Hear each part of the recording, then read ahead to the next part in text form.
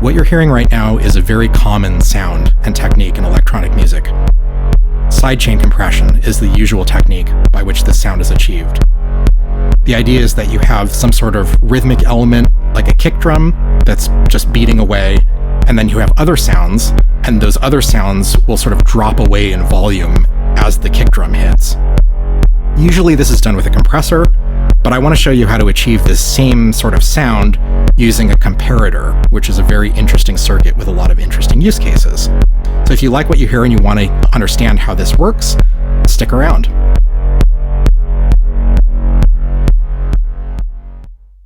Let me start by giving you an overview of the modules involved here and what's currently patched. We've got two voices. One is a kick drum coming from Mutable Instruments plates, or plats if you're in Europe. And the second is a droning oscillator coming from beads in wavetable mode. Plates is just going straight into the output, and the oscillator from beads is going through the dual dagger to just filter out some of the high end to make it a little more bearable to listen to as I speak. And then it's going through the quad VCA, which is currently fully open, so it's not having any effect on the sound, and then into the mixer. I'm running both of these voices through Mordax data so we can get a visualization of the audio waveform. The green trace at the top of data is the kick drum, and the blue trace at the bottom is the oscillator from beads. The key to this technique is the comparator. This is Compare 2 by Analog Audio Design. It's a dual window comparator, although in this particular video, we're only going to be using one of the channels and we're not really using the window aspect of it. Any comparator should be able to work the same way. What a comparator does is it takes an input signal, which could be any sort of voltage, either CV or an audio signal, and it's going to compare it against a threshold that you set in order to derive a binary signal, a gate, either on or off. Let's say we set the threshold to 0, essentially, like we want to compare against no input. And as soon as we get any input, then we want the comparator to trigger the on state.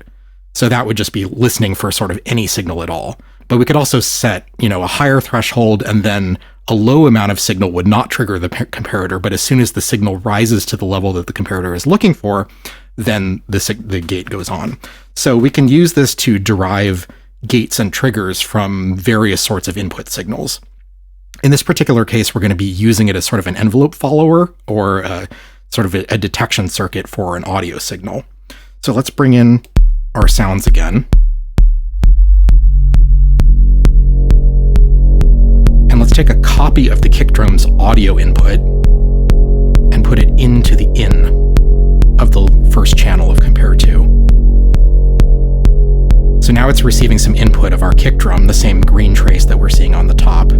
And what we want to do is detect the initial transient of that kick drum. We do that with these two controls here, shift and size. Shift is sort of like the baseline of where the range that you're looking for should begin. So with shift at the noon position, we're essentially set at 0 volts. So right in the center of that green line, right down the middle of it, sort of vertically. And then as we turn size to the right, the range at which we're detecting the signal widens from that sort of shifted point. So in this particular case, if I start to turn size, you'll see this light here start to change color in a way that sort of matches the kick drum's pulse. And this is because we're starting to detect places where the signal is higher. In this particular case, we want to detect the points where the signal is at its strongest. So you can see that the waveform for the kick drum starts with a very tall vertical wave, and then as it decays, it gets smaller on the vertical axis. So we want to detect just the point where the waveform is at its peak, either positive or negative below that center line. So technically, shifting all the way to the left or all the way to the right should work the same. We just want to catch that very lowest point or that very highest point. So I put the shift all the way to the left. You see red means we're not triggering currently.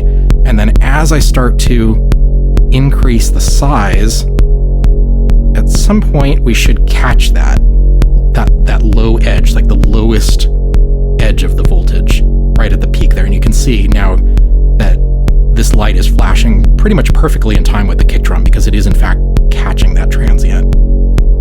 Let's actually visualize this on Mordax data. So let's take the signal out of the output, which is the gate that it's creating from this signal. Let's plug it into channel 4 of data, which is this yellow trace. And you can see those little spikes. Those are the triggers that are coming from the gate input generated by compare2 in response to analyzing the kick drum's waveform against that comparator window. You can see that it's not totally precise, like there's not one spike on the yellow line for every burst on the green line.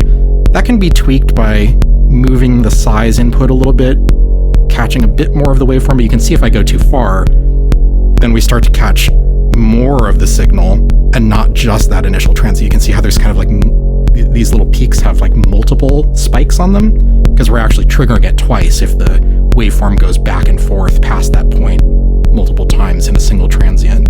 So try to get it to kind of a sweet spot of just that one little peak, and it's okay if it doesn't get all of them. This is kind of an approximation. But that's the signal we want. And so what we want to do now is we want to use this trigger that we've derived from the kick drum to trigger an envelope generator, and that envelope will be used to duck the VCA level and duck out the sound of the drone. So let's do that.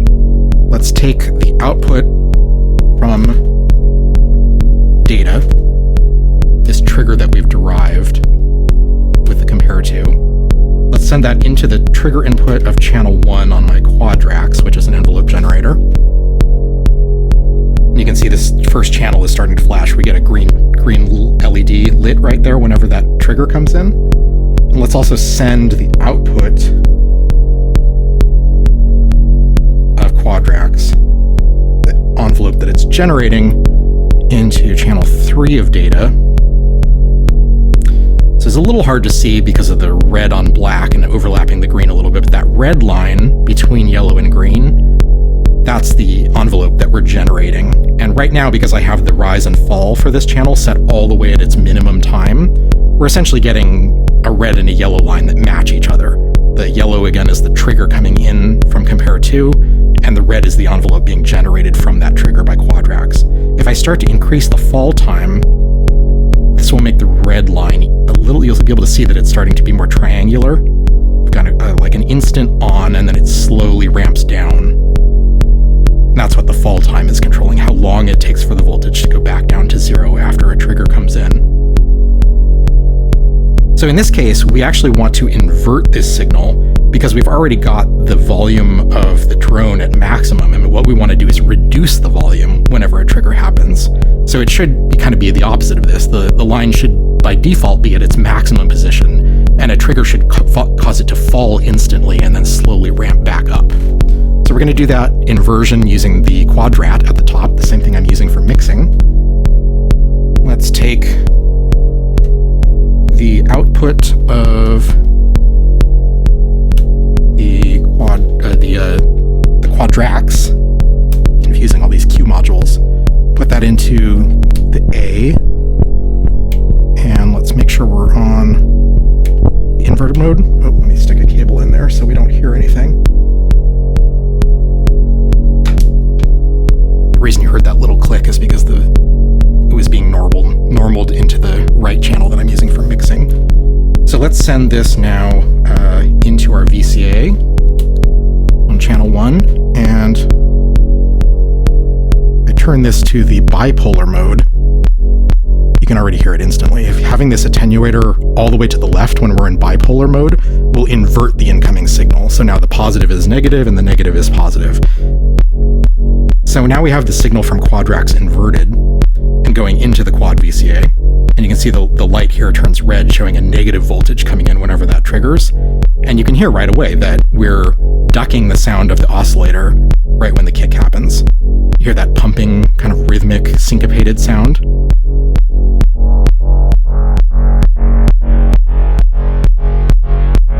So that's pretty much what a sidechain compressor would do. It's a very similar effect.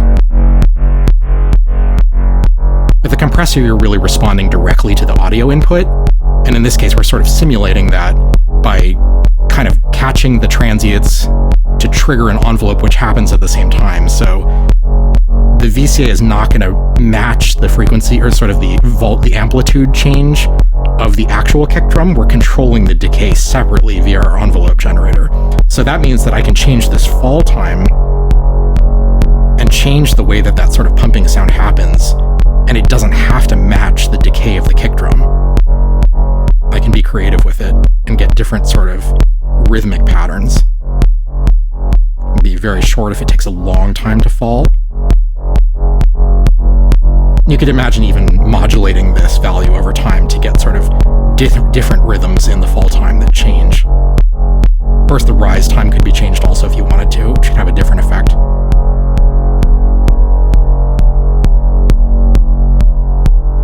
So it's not quite so immediate when the kick drum hits. It kind of fades away after a bit of time. But that's the technique I wanted to show you. You may be wondering why, in this case where I have a trigger from the kick drum, would I not just use a copy of this trigger signal to trigger the envelope in the first place? Why even do this detection via the comparator?